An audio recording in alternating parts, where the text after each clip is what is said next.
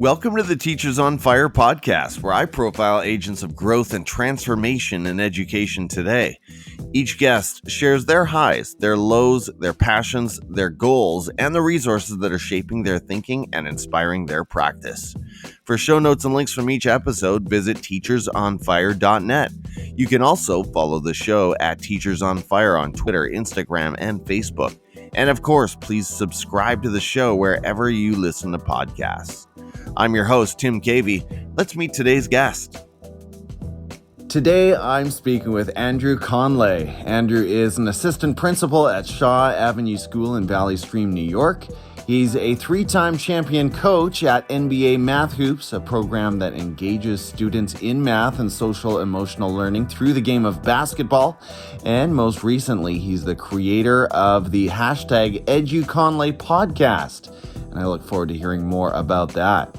Follow Andrew on Twitter at AJCanle and on his podcast at anchor.fm/EduCanle. Andrew, thank you so much for coming on the show today. Are you ready to talk education? I'm ready to talk education. Thanks for having me. Well, it's my pleasure. We've been in touch for some time, and so it's about time we make this happen. Why don't you start by telling us a little bit more about your current context in education? What does that look like for you on a daily basis? Sure. Yeah, as you mentioned, we're in Valley Stream, New York. It's a suburban town right outside Queens. It's a K-6 building, Shaw Avenue School. It's actually the first town officially on Long Island. So Montauk they called the end, and Valley Stream they called the beginning. And it's very diverse in both population and in need. So I'm definitely a wearer of many hats, as is the rest of our staff. So it's definitely a fun time. It's a really good place. Very, very cool. Well, it's story time, Andrew. Would you mind sharing with us about a low moment or an experience of adversity that you faced somewhere in your teaching or education career and describe how you overcame it? Yeah, it was actually my second year of teaching. I taught sixth grade, and I almost quit the field of education to go seek greener pastures at law school.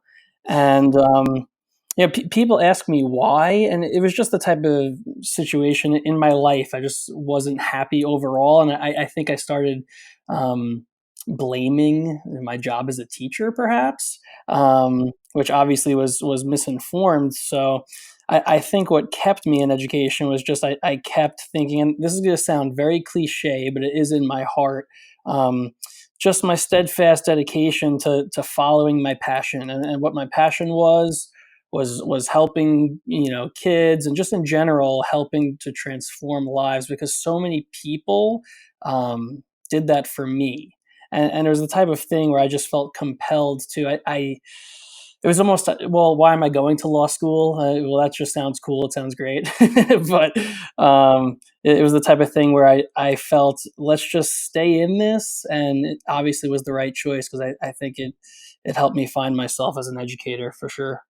You know, both pathways in different ways serve people, don't they? But I mean, I'm a little biased, but I do think education gives us that opportunity to work with young minds when they are still so optimistic, so moldable in so many ways, and it's a rewarding place to be, absolutely. Well, I love that spirit of giving back. And on that theme, share with us about the mission and vision for the EDUCanle Podcast. Who should tune in, and what do you hope to share there? Yeah. So the thought actually, I was inspired by some colleagues and coworkers of mine, because I have a passion for putting together professional developments for my staff and things like that. And when somebody's absent or they miss let's call it the live the live performance with me there, I started thinking, well, how could I kind of capture that? And so I said, you know what, let me just start a podcast, and people can just listen whatever they want. So it started from that to help, my staff and teachers and maybe leaders as well. But that was essentially the audience. And then I said, you know what, let me just make this public, because who knows who wants to listen. And, this is grounded in research and trying to share best practices and things like that. So I figured, why not? Let's give it a shot. And that's kind of how it formed. I am such a believer in everything you just described. I just finished a master's degree last year, and my thesis really focused on this whole area of what is sometimes called the architecture of participation and the vehicles of professional development that are asynchronous, meaning they can be consumed on demand, which we see, obviously we see everything else, every other form of media is moving in that direction. Everything from Voxer to our social media to Netflix to TV consumption is on demand. And so why can't professional development start to evolve that same way? And so I think you're onto something. Now, just to follow up a little bit, Andrew, are you doing any video recording as well? Are you repurposing that content and putting it out in different forms, or it's probably still too early to ask you that kind of thing?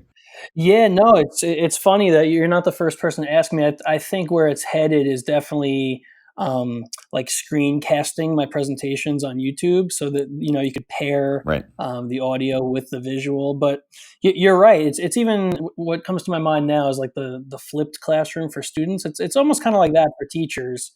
So yeah, we're giving it a shot. Well, I look forward to catching more of those. As you look across your PLN and your own practice, Andrew, what else is setting you on fire about education today?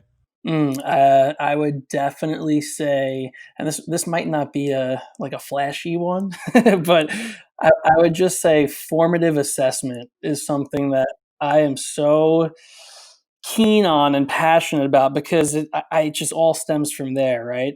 Checking for understanding, planning your questioning. Where are my learners? How do I get them to where I want them to be? That's the whole crux of everything, in my opinion. So I'm always set on fire by that. I couldn't agree more. I think assessment is really at the heart of everything we do. It's so critical. When you go into classrooms, when you share best practices, is there one particular strategy or app or tool that is really interesting you these days? What I've been talking with teachers a lot about is just the questioning technique. And really, when you think about it, what is the point of asking any question? It's really just to get data from your kids and then respond to that data in some way to, allow the lesson to continue. So I think just that key has really helped in the mindset of I can't really be firing from the hip here like it's the Wild West. I have to plan out and scaffold like my blooms stems of my questioning to match the learning target. So it's not necessarily a program, but more just a mindset of I'm asking this question to field data and then using that to then inform my instruction. I think that whole thing right there has really helped transform some people's classrooms just on their own, just helping them reach that conclusion of, oh, you know what? That is the only reason why I should ask a question. Right. And getting away, I like what you said about blooms because we need to get away from those closed ended questions, right? To move beyond the Googleable content Right. and actually demand a little bit more thinking, higher level thinking, deeper level of knowledge thinking from our students. So, yeah, questioning. Well, Andrew, how are you looking to grow professionally and improve your practice this year? You've already shared about repurposing Pro D content, which is amazing, by the way. I need to hear more of that in my PLN. Have you got another specific professional goal or a project that you're currently working on? I do, and it's a continuous one. I'm always trying to become a better writer Mm. because I feel like that's now becoming, especially in my position with emails or evaluations or reports, it's my number one mode of communication, right? So I better be good at it. And um, I currently am in the midst of publishing my third article, and it'll be the first one with edutopia.org. So I'm proud about that. Um, but like I said, it's a constant thing with me. I feel like as a writer, everybody sees the finished product and they might say, "Oh, I am a pretty good writer," but they don't see the several drafts that I was pulling my hair out with. So just getting a more fluid practice of how I could, not suffer from perfectionism, let's say, so much, and just go with the flow of the writing. That's definitely something I'm trying to get better at. It is all about the reps, right? I just published a blog post this week that shipped is better than perfect. And so, I have doubled down on weekly education blogging this year. And so I'm right there with you. And I wish you well on that. Make sure to tag me when you do publish your stuff. I'd be happy to help promote. Well, outside of education, Andrew, what's another area of learning for you? What is it that ignites your passions outside of the school and really brings you alive as a human being? Psychology and sociology. I just learning about humans and how they work just absolutely fascinates me. And I feel like we're still, obviously we're still learning because those two subjects still exist. There's still a study of them. Um, I really, especially working with children who could come with so many, different needs, and just trying to diagnose and meet those needs in real time is just, you can never have enough tools in the tool belt, in my opinion. So I'm always trying to read up on stuff like that.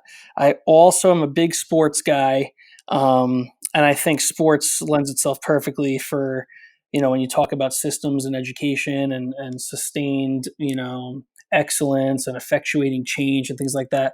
I think you look no further than sports teams that have really carried on a tradition of excellence, whether it be, forgive me for the polarizing example, but whether it be the New England Patriots or the Yankees or whoever has really sustained excellence. I think they could be a great example for a school system. Definitely.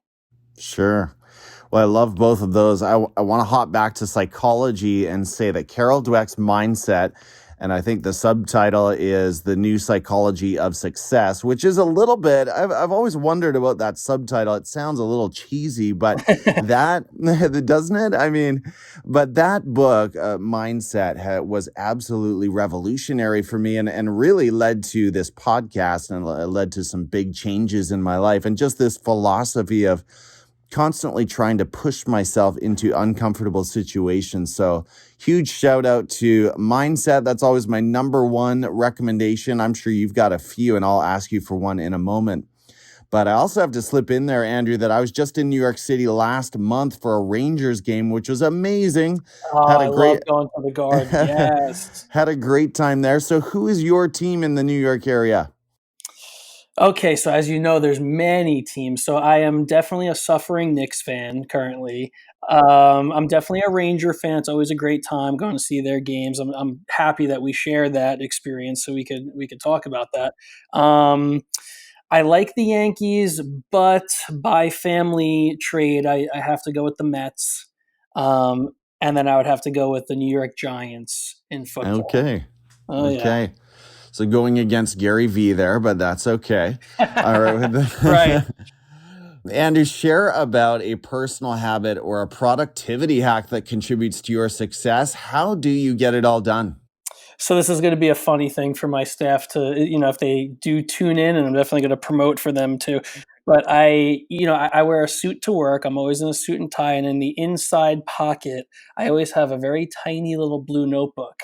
And if people see me pulling out that notebook and writing something down, it's important. So I always have, my things, my to-do lists, my what I have to get to by the end of the day or the week. It's always written down in my notebook. And at the end of the day, I sit down with my principal, and he'll even ask me, he goes, what's in the book today? So it's one of those things where that's my hack to keep myself on top of what needs to happen. Is there a time in the week when some of that content makes its way over to into the digital, or do you just keep it in the blue notebook on a perma basis? It houses everything, to be honest. So it could be anything from what I need to do professionally, like for a teacher or for a student, to anything that I think it would be a good tweet. Quite honestly, that's all of it. All right. Well, Andrew, it is time for your quick picks. And here we want to know the education voices and resources that are shaping your practice and inspiring your thinking today. So starting at Twitter, tell us about someone we should follow there and share why they've been inspiring you lately. Sure, I came across Mr. Data Guy. I don't know if you're familiar. Um, At Mr. Data Guy on Twitter, he has this perfect graphic. It's his pinned tweet, and it's a graphic on the evolution of assessment. And it walks you through the traditional use of assessment, the PLC, like embedded kind of formative use we were just speaking about, and then like the student ownership of self-regulating and assessment. It's an amazing graphic that I think anybody should really check out because they could benefit from it. And I believe he created it. It's just really cool. So I just want to give him a shout out for that because I definitely have stolen that and used that in my PDs quite often. So definitely Mr. Data Guy for sure. Mr. Data Guy. I look forward to checking him out. Next, point us to an edtech tool, Andrew, that you currently love using somewhere in your practice, or in your case, one that you see your teachers using to great effect in theirs. Sure. So we have a enormous amount of data on the academic side. We disaggregate, we find out the subgroup needs. All of this stuff is itemized. However, on the behavioral data tracking side, there is this program called Review 360 by Pearson, and it just does such a wonderful job of teachers can input any type of classroom disruptions essentially, and we could print out reports and track time of day, type of behavior, things like that. So we could figure out that I'll just arbitrarily make up an example that little Johnny struggles at 8:45 a.m. with disruptions, and we could better support a student with that data. And it's just a really cool behavioral side of things because I do think that does affect the instruction, of course. So Review 360, yeah. Interesting. Wow. Okay. And next, recommend a book, one that you've been reading lately, or perhaps one of your all-time faves, one that was deeply influential. Sure. So, and I'll stick with education here. I'll be boring, but one of my all-time faves is "Teach Like a Champion" by Doug Lemov because I think it sets such a common playbook and a language to build capacity across your building. So I am constantly referring to that book, and I really like his writing in his other publications as well. So I want to give him a shout out. Okay, I appreciate that. I've heard that name. I haven't read his stuff, so I'll have to check that out as well. Two more questions, Andrew, both having to do with video. Tell us about a YouTube channel that you're subscribed to, and this might be one that is handy in the educational space or one that you just find personally amusing. Sure, yeah, it's definitely educational, but it's more so a personally amusing one. It's called Vsauce. I don't know if you've heard of it. No. But it's just an incredible account that provides all types of statistics and experiments and facts or things you never thought you needed to know. But once you start watching this channel, you'll be like, "Holy cow, I need more." So some examples are just far out, like mind bending things, like how do we know we're all seeing the same color red? Like your color red might be a different color red from me, Right. but we would never know because we can't escape our skulls. Or how to count past infinity, or did the past really happen, and all these things. He's just a really great speaker. I think he's done a TED talk. His name escapes me. His first name is Michael, but Vsauce definitely is an interesting watch. I love the YouTube environment. And one of the things I love about it is that these creators are actually building incomes out of doing exactly what you described, just pursuing these interesting questions of essentially inquiry-based learning, right? And they're just following their curiosities and producing some really, really interesting content. So that sounds like a must subscribe. Last one is simply for fun. What are you watching on Netflix right now? So Netflix, I wish I could watch more. I've been a little busy, but there's this comedian called his name is James Acaster, and he is phenomenal. If you're ever having a bad day, turn this guy on. He will make you laugh for sure. Definitely. James Acaster. All right. Some great picks there that I'm not familiar with. So thank you for that. Andrew, what are the best ways for the listeners to follow you and connect with everything that you've mentioned here, from formative assessment to repurposing Pro D and tracking behavior? And you've touched on so many cool topics. What are the best ways for the listeners to connect? Yeah, so I'm definitely always on Twitter at EDUCanle. That's AJCANLE. From there, you can check out the EDUCanle website, which will bring you to the podcast. And that's pretty much my main is my Twitter. I'm on Voxer by the same name, AJ Canle. So I'm always willing to talk with anybody about education. That's definitely my passion for sure. Fantastic. Well, again, Andrew, we've connected on Twitter, and of course, doing this in real time and hearing your voice and getting a sense of your personality is just so much richer. So thank you so much for sharing your time with the podcast today. Take care, and let's talk again soon. Definitely. Thank you so much for having me. It was really, really fun. Before we sign off today, I'd like to share some highlights from the Teachers on Fire Nation this week. Our first stop is on Twitter, where Spring English at Bahar_Aksahin tweeted in reference to episode 122 with Marissa Thompson, quote, "This has been the most inspiring podcast I've ever listened to about my subject, English. Thank you so much," end quote.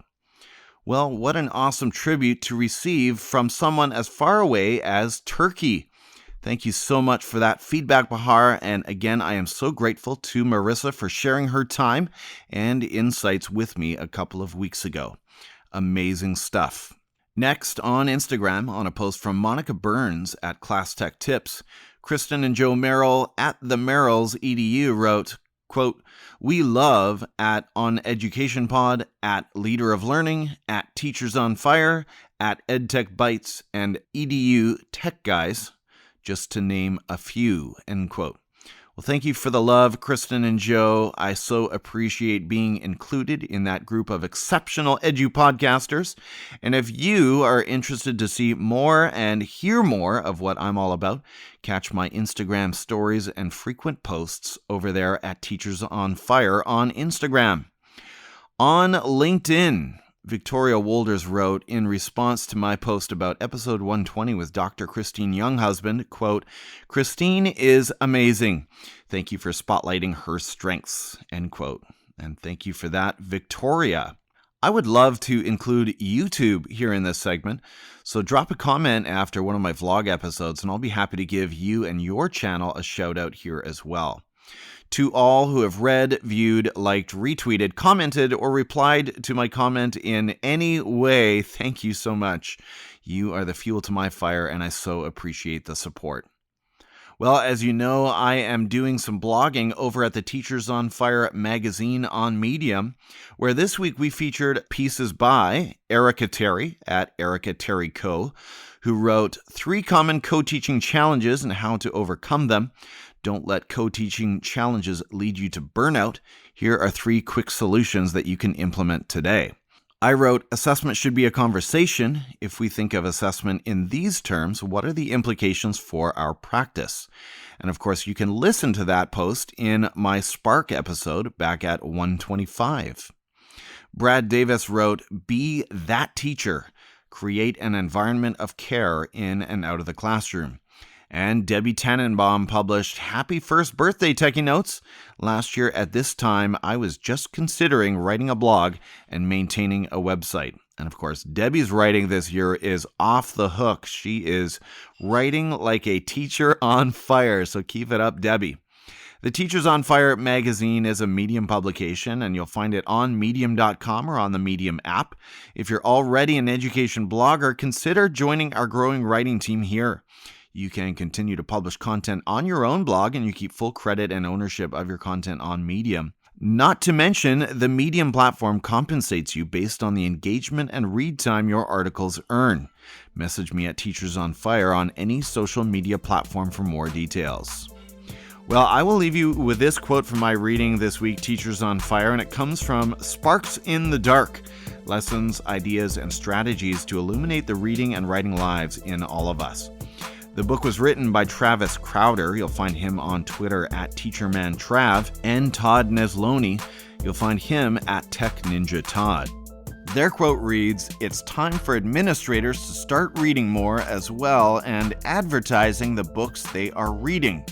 So I guess my question is especially to you this week, administrators. Are you reading, number one? And number two, are you sharing your reading with your colleagues, with your staff members, with your teachers? Are you inspiring others and sharing your learning journey? I think that's so important, and it's so important to model the reading and learning process. Again, I'm your host, Tim Cavey, and I'm so grateful that you decided to spend some of your day listening to this podcast. I hope that in some way the content you heard today from Andrew Canle ignited your thinking and inspired your practice. And I'll meet you next week right here on the Teachers on Fire podcast. Take care and have a great week.